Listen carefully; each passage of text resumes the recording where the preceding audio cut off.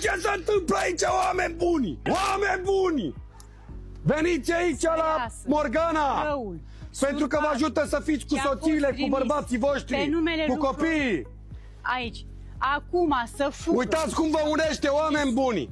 Dacă am avut farmece sau cineva mi-a făcut farmece ca să mă ia ele, să mă pure de lângă Mariuța mea, nu puteți mă jur pe mama! Aoleu! Uite, așa sunt cu nevastă mea toată viața! Așa, spune ce spun eu acum. Cum se lipește ceara de piele și mierea de gură? Cum se lipește ceara de miere și mierea de gură?